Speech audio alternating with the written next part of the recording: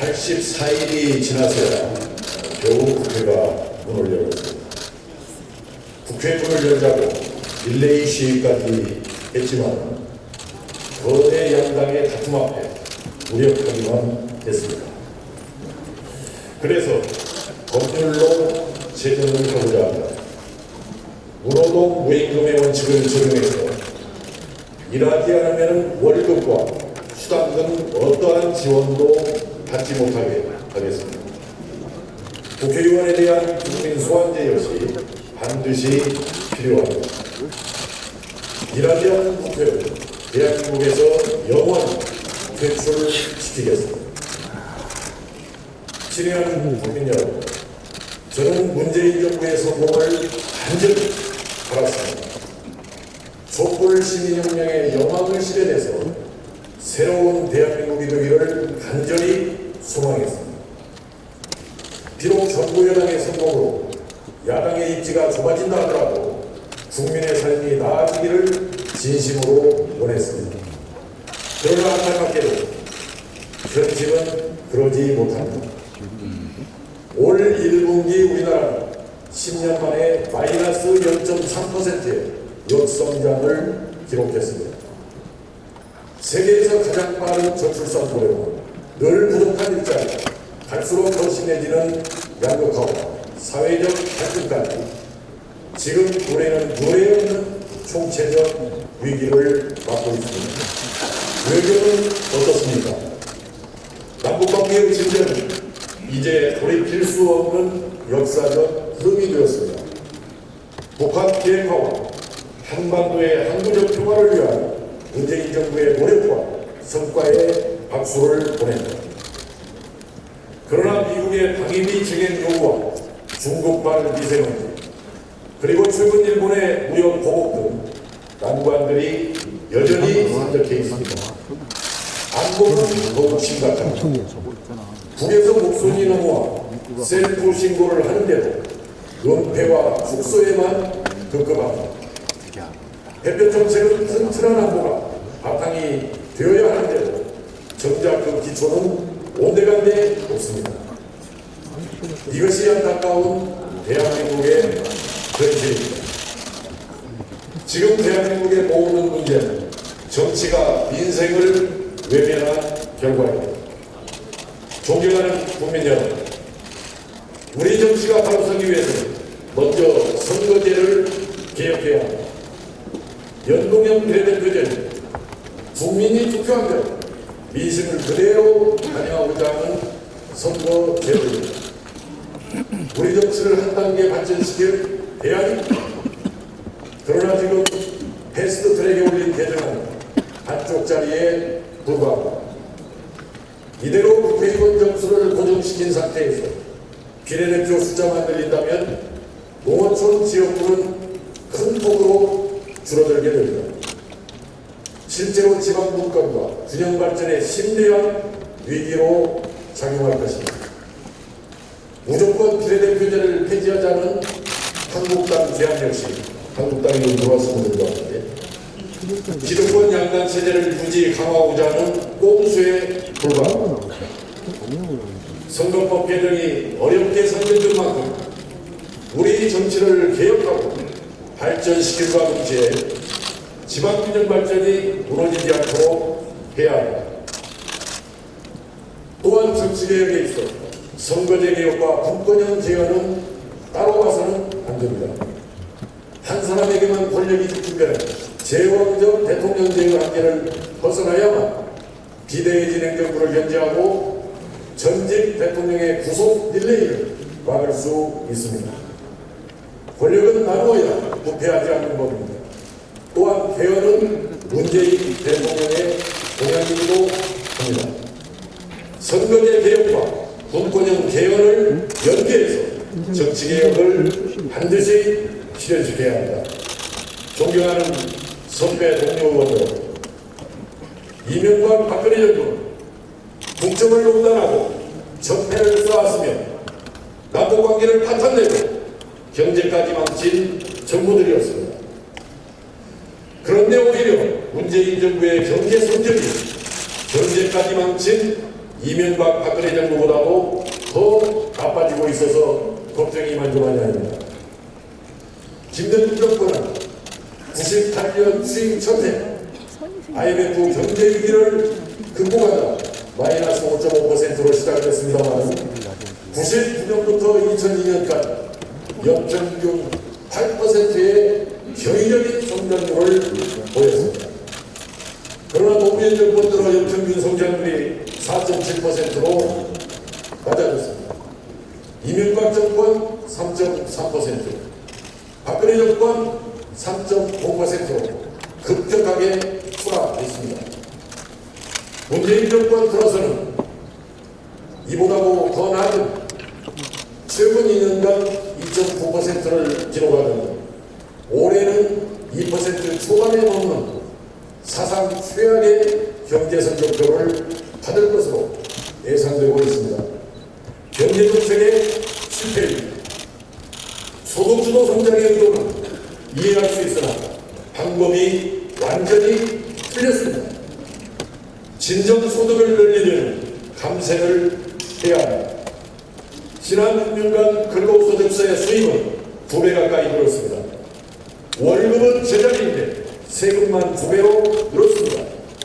근로소득세를 대폭 낮춰야 합니다. 또한 유류세 역시 즉각 폐지시켜 국민들의 부담을 덜어줘야 합니다. 감세 없이 임금으로 소득을 올리려다 보니 실질 가처분 소득은 오히려 감소한 것입니다. 소득 감축 경기 국회 정책이다. 좌회전 깜빡이를 놓고 추진하고 있다는 뼈아픈 지적들이 나오는 이유인 것입니다. 또한 문재인 정부가 주장하는 혁신성장, 산업구조와 교육, 노동시장의 전반적인 혁신으로 경제성장을 도모하겠다는 것이지만 정작 가장 중요한 공공부문 축소개혁에 대한 내용은 전혀 없어서 문재인 정부의 혁신성장은 무개념이라는 그러한 지적을 면치 못하고 있는 것입니다. 이러한 경제정책의 실패는 곧 성장률 하락으로 직결됩니다. 정부는 올해 성장률을 2.4에서 2.5%로 전망하지만 5년간 단 한 번도 못 맞출 것을 감안하면 희망사항에 불과합니다. 오히려 시장의 전망대로 2%대 초반 또는 1%대 후반이 될 가능성이 매우 높습니다. 잃어버린 20년이라는 장기 불황의 늪에 봉착할 수도 있습니다. 정부는 대외경제 탓을 하지만 해묵은 단골 핑계일 뿐입니다. 더 큰 문제는 이명박, 박근혜, 문재인 정권 모두 확장되는, 즉 세금 더 걷어서 쓰는 것 말고는 대안을 제시하지 못하고 있다는 것입니다. 재정지출을 포함한 공공부문의 지출은 일반적으로 수익성 또는 생산성이 낮아서 민간 부문이 외면하는 분야에서 주로 이루어집니다. 즉 구축 효과가 발생하는 재정 정책을 장기적으로 사용하는 것은 결국 나라의 성장 잠재력을 깎아먹는 고용지책일 뿐입니다.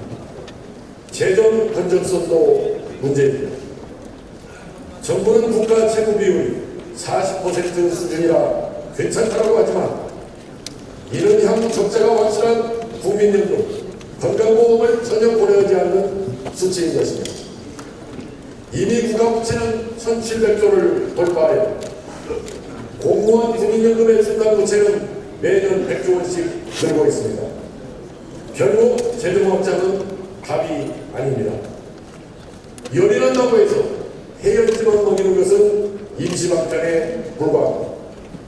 경제난과 경기부진의 근본적 원인을 찾아서 적실한 정책 처방을 해야만 합니다.